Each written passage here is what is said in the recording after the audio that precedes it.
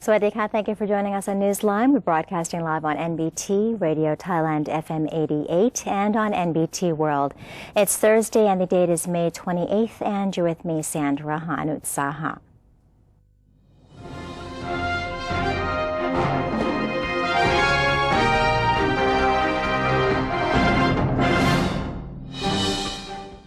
Welcome to today's segment of Thailand Moves Forward. In our first story for today, Prime Minister Prayut Chan-o-cha said the next general election would likely take place in September 2016 if the draft charter is approved via referendum. At Government House, General Prayut greeted 12 diplomats from the United Nations and told the envoys about his intention to restore democracy in Thailand following the coup in May last year. General Prayut said the UN officials were invited to the country as part of a campaign organized by the Ministry of Foreign Affairs to get support for the government from foreign countries. Prime Minister General Prayut Chan-o-cha has explained the current situation in Thailand to United Nations or UN representatives. The deputy spokesman of the Prime Minister's office, Major General Wirachon Sukhondapatipak, and 12 permanent representatives of countries in the UN met with the Prime Minister to discuss Thailand's political situation. General Prayut said the Thai government is determined to eradicate poverty, reduce social inequality, and restore national unity and democracy. He claimed that the government has never abused its powers or used violence against any civilians. The meeting revealed that general elections will take place either in August or September next year. The premier also urged the UN to join efforts to help the stateless Rohingya minority. He said that their migration was triggered by social inequality. The UN representatives expressed confidence in Thailand's political stability and praised the use of His Majesty the King's philosophy of a sufficiency economy by the current government. Deputy Prime Minister General Prawit Wongsuwan has insisted that there will be no military coup if the National Reform Council, or NRC, does not accept the draft charter as rumored. The defense minister said the meeting over the draft charter amendment to be held this Friday is only for the authorities to prepare for another public forum if the NRC rejects it. According to him, nobody wants to see another coup staged in the nation, adding that it is only necessary for the military to step in when there is no other way out of the crisis caused by political gridlock. He further reiterated that the National Council for Peace and Order, or NCPO's roadmap would remain on track given the government's intention to restore peace, unity, and democracy. General Prawit also clarified to the media that he did not intend to stay in power and would continue to do his best until a new government was installed. He encouraged Thais to express their opinions within the boundary of law. It has never been the government's intention to forbid student gatherings or to harm any of them, he said, urging them to give the government time to solve the nation's chronic problems. The National Reform Council, or NRC, has submitted all of its amendment proposals on the new constitution and will send representatives next week to appear before the Constitution Drafting Committee, or CDC, to make their cases on each proposal. NRC Deputy Chairperson Thasana Buntong said the CDC has allowed up to 5 representatives to speak on each amendment proposal. She said the CDC will be best advised to incorporate the proposals into the second draft of the Constitution, as the NRC sees all of the proposals as critical to the improvement of the new charter. Ms. Thasana said the NRC will wait until the second draft is completed before passing judgment and assures that the NRC has full autonomy in deciding whether to approve of the document. Professor Michel Troppet, a scholar from the University of Paris, voiced his opinion on the charter drafting, saying a good constitution should be clear, precise, and easy to understand. And Kun Palada Mongsiri has more for us.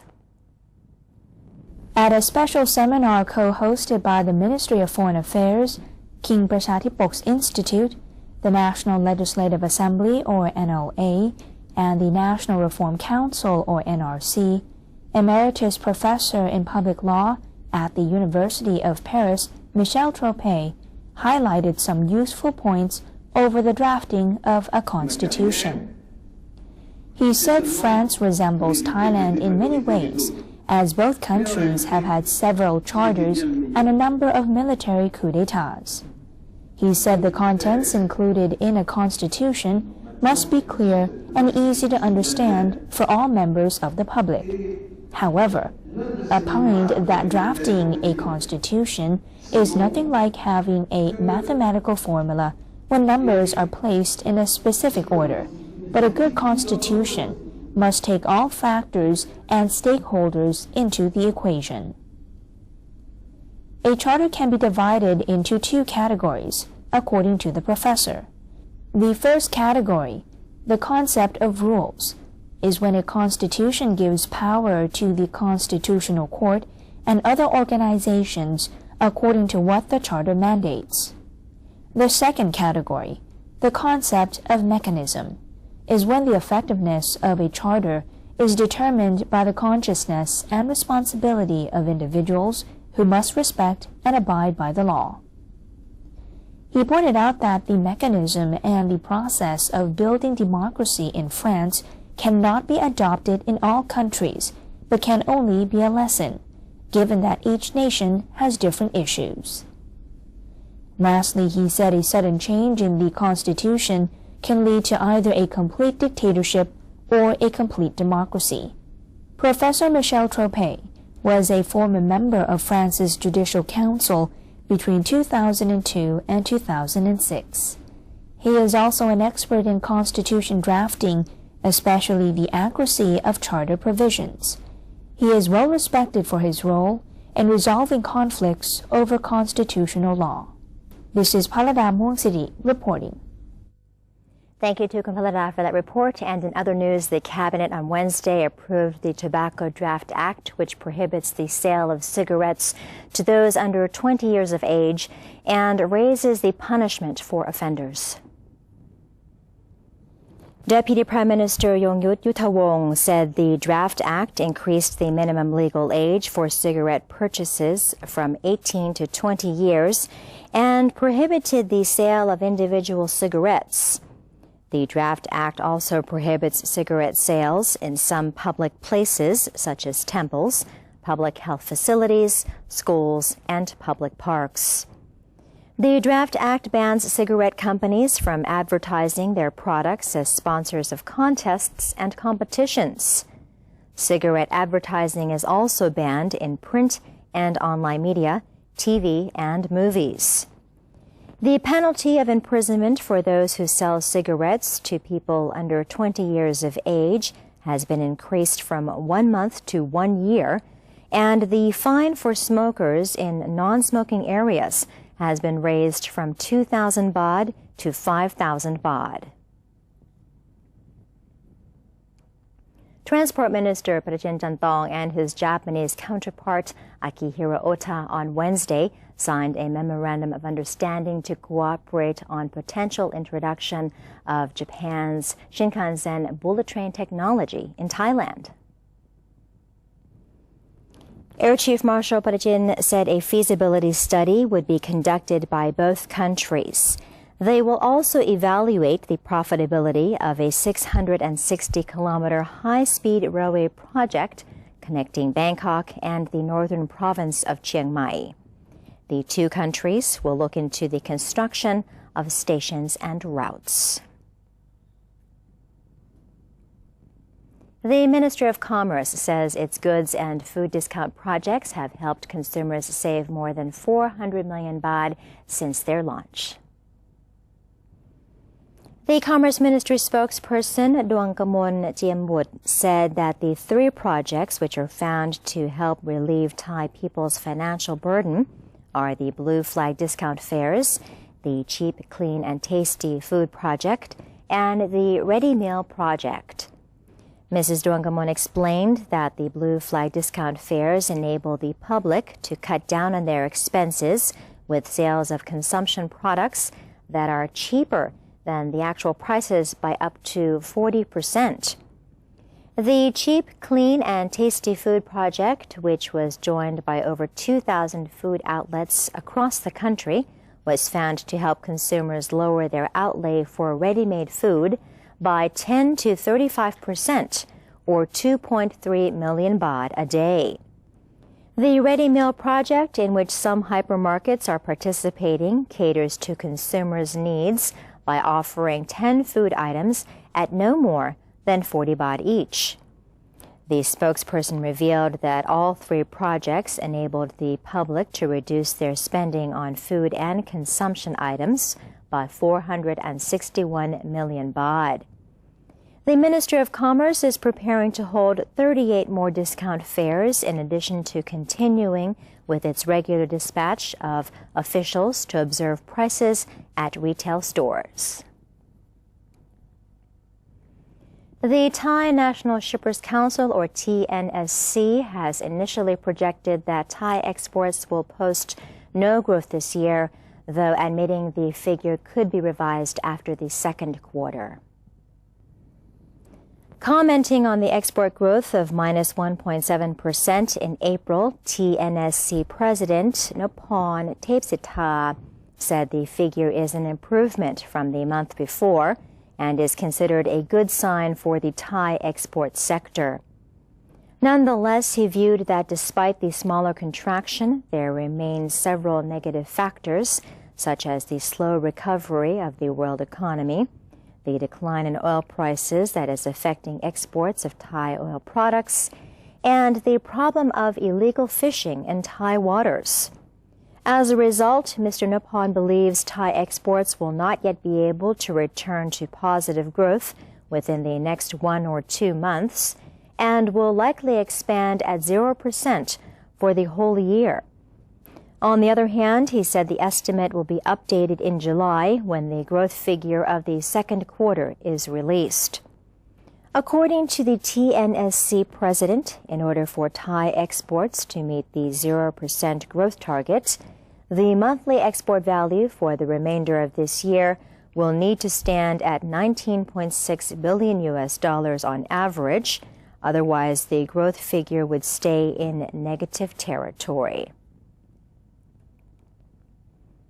In our special report for today, we will take a look at Thailand's first ever awarded city with sustainable wastewater management.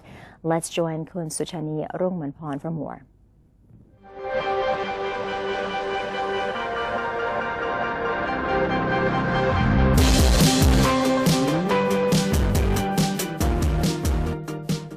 Most people know the province of Nakhon Sawan, or Heavenly City in Thai, as a city where the Chao Phraya River takes shape. This principal river of Thailand consists of 4 headwaters that converge in the province. This offers the city a year-round supply of fresh water for the production of a regional water supply. But on top of that, Nakhon Sawan makes the most of its water abundance by installing an environmentally friendly wastewater management system that has brought the city its second ASEAN certificate of recognition in the clean water for small cities in 2014. ปัจจุบันนี้ปริมาณน้ำเสียชุมชนเนี่ยจะเฉลี่ยประมาณ 36,000 ลูกบาศก์เมตรต่อวันนะส่งผลทำให้เป็นภาระของทางเทศบาลที่จะต้องมีการปรับปรุงระบบนะเพื่อไม่ให้น้ำเสียเนี่ยมีผลกระทบต่อสิ่งแวดล้อม The system began with the regulations of the municipality that forced the whole community to install a sewerage system and wastewater discharge pipelines and grease trap units. These pipelines connect to 750 million baht public sewerage system where the water is treated. The quality of treated water is certified by Health Department and meets the standard of the World Health Organization. ปริมาณน้ำเสียชุมชนเนี่ยค่า BOD ก็คือ Bio Oxygen Demand เนี่ยมาตรฐานกำหนดไว้เนี่ยไม่เกิน 20 แต่ว่าน้ำเสียชุมชนที่เข้ามาเนี่ยจะเฉลี่ยประมาณ 60 พอผ่านการปรับปรุงคุณภาพน้ำแล้วเนี่ยจะมีค่าเฉลี่ยอยู่ประมาณ 7 ปัจจุบันนี้ค่าพลังงานหรือว่าค่าบริหารจัดการต่างๆรวมถึงค่าบุคลากรสารเคมีเนี่ยเฉลี่ยลูกบาศก์เมตรหนึ่งเนี่ยในการบำบัดน้ำเสียเนี่ยลูกบาศก์เมตรหนึ่งเนี่ยตกประมาณบาทกว่าๆถึง2 บาทนะซึ่งก็ถือว่าอยู่ในเกณฑ์ที่ค่อนข้างประหยัดแล้วก็มีประสิทธิภาพค่อนข้างดี The quality of water supply in the system is checked daily and the reading is sent to the Pollution Control Department. The sludge that comes with the wastewater is separated and given away to local farmers to improve the soil for agricultural purpose. The sludge has been proven very rich in nutrients by the Land Development Department. ก้าวต่อไปเราก็จะมีการรวบรวมน้ำเสียบริเวณที่ยังรวบรวมไม่ถึงเนื่องจากว่าในอดีตที่เราออกแบบไว้เนี่ยเมืองยังไม่มีการเจริญเติบโตมาก And now this treatment plant has become a learning center for locals and of interest to international organizations. Sushani Rumanpon has a story from Nakhon Sawan. Thank you to Kansuchani for that report, and that is the end of today's edition of Thailand Moves Forward. It's time for a quick break, but first let's have a look at the exchange rates and commodity prices.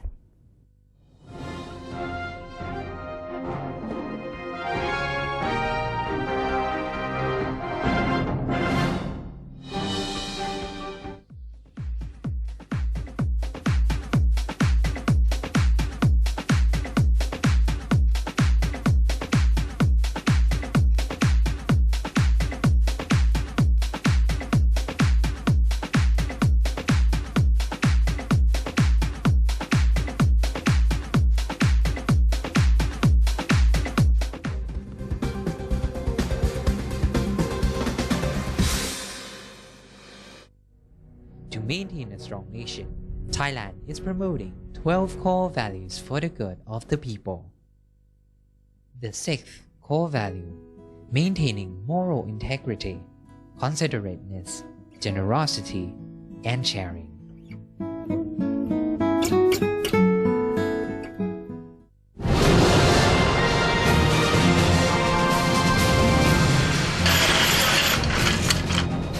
Swadee krab, this is Thailand at large. The show which is about to take you to the new experiences with the exciting stories. With charming fascination.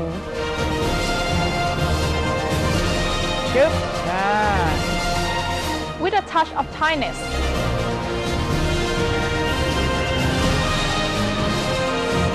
Let's join us on NBT World.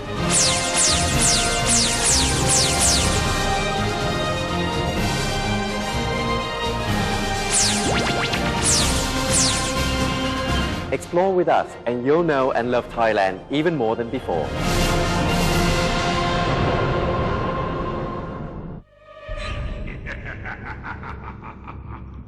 Even if we don't see them, they are amongst us. And they're hungry.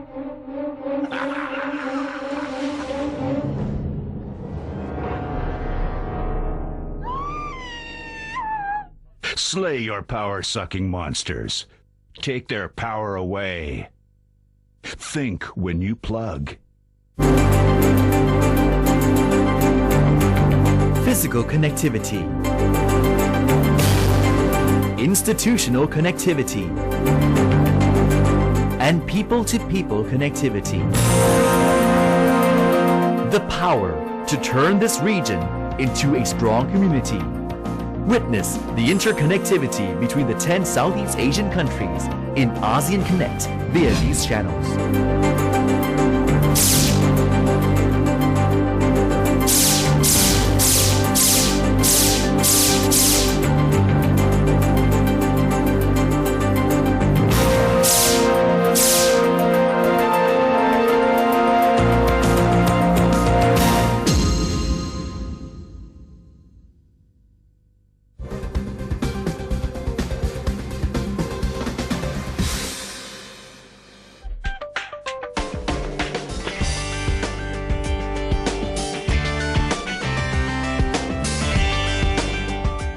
Welcome back. You're watching Newsline. Thailand's Joint Standing Committee on Commerce, Industry and Banking, or JSCCIB, and the Japan External Trade Organization, or JETRO, have co-hosted the Invest Japan Symposium 2015, during which Thai entrepreneurs were invited to invest in Japan's hospitality sector. As a guest speaker at the Invest Japan Symposium 2015, Deputy Prime Minister for Economic Affairs Mom Ratchawong Priyathorn Thebokul commended Japan for having long been a strong partner to Thailand and for continuously investing in the country. He also addressed Thai investors at the event, saying more opportunities for them have been opened up in Japan. The Deputy Premier noted that even though Thai investors are still unfit for Japan's manufacturing sector, due to their limited technological know-how, he is confident they are capable of penetrating the Japanese service sector, such as hotel and retail businesses, as well as the fashion industry. Meanwhile, Mr. Hiroyuki Ishige, chairman and CEO of JETRO, persuaded Thai operators to make investment in Japan as the country's economy is rebounding rapidly. He assured that the Japanese government will provide full support for their setting up of offices there, along with legal advice and consulting services on related issues.